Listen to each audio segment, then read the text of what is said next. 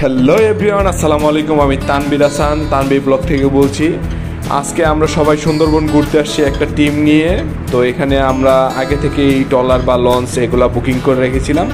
তো এই বুকিংয়ের সাথে সাথে তারা 3 বেলা খাবার এবং 3 দিন 3 রাত এর জন্য আমরা এটা বুকিং এবং একটা প্যাকেজে আমরা নেই। তা আমরা প্রায় 50 থেকে 60 জন ছিলাম। তো 2টা জাহাজ ছিল আমাদের, বা ট্রলার যেটাকে বলে, বিশাল বড় ট্রলার।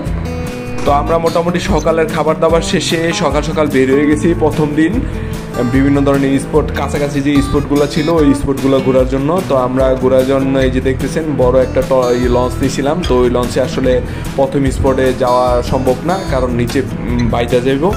তো আমরা একটা ছোট ট্রলার নিই, ছোট ট্রলারের মাধ্যমে ওনারা এই সব কিছু ব্যবস্থা করে রাখে, আমাদের আর কোনো ধরনের কোনো সমস্যা না। প্রায় 30 থেকে 35 মিনিট আসার পরে আমরা একটা চরে আসছি। তো এই চরটা আছে আসলে এখানে মানুষের ঘনবসতি রয়েছে।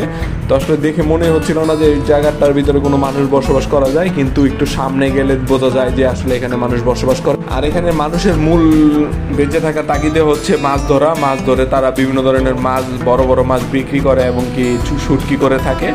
তো সুন্দরবনে এখানে প্রচুর পরিমাণে মাছ পাওয়া যায়, যাতে করে এখানে আসলে তারা বিভিন্ন ধরনের শুটকি তৈরি করে। এই এলাকাটা আসলে সম্পূর্ণটা দেখলাম কি যে আসলে শুটকির একটা আড়তের মতো, কারণ তারা এখানে সারাদিনে যে মাছটা ধরে, যেটা নগদ পারে তারা বিক্রি করে দেবে হাট বাজারে। এছাড়া বাকি যে মাছটা থাকে ওটা সম্পূর্ণ শুটকি তৈরিতে করে ফেলে তারা। এখান থেকে হয়তোবা দেশের বিভিন্ন জায়গাতে তারা শুটকি পাইকারি দামে বিক্রি করে থাকে তাদের বাজারে। আমি অনেকজনের সাথে কথা বলে দেখলাম, তারা ওই জিনিসটা নিয়ে বললো আমাকে।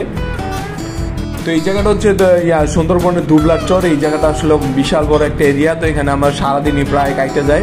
তো একে একে করে এই যে দেখতেছেন আমরা সবাই যেহেতু সাথে করে এত দূরে 2-3 দিনের পর, তো আমরা খেলার জন্য ফুটবল নিয়ে আসছিলাম। তো আমরা সবাই খুব খেলাধুলা করতেছিলাম।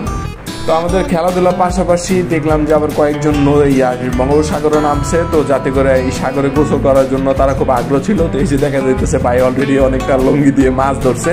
তো এটা বিষয়টা আসলে অনেক আনন্দের ছিল। তারপর আমরা মোটামুটি ওইখানে সব কিছু শেষ করে ঘোরাফেরা করে এখন আমরা আবার ট্রলারে ফিরে আসছি আমাদের লঞ্চে, বড় লঞ্চে। তো এখানে আইসাই দেখলাম যে আসলে খুব সুন্দরভাবে তারা অলরেডি বারবিকিউর একটা ব্যবস্থা রাখছে। তো যেহেতু এত লোক, তো আসলে বড় সড় একটা চুলার ব্যবস্থাও রাখছে তারা। তো এটার মাধ্যমে এই যে দেখতেছেন যে কত সুন্দরভাবে তারা মাছের বারবিকিউ করতেছে।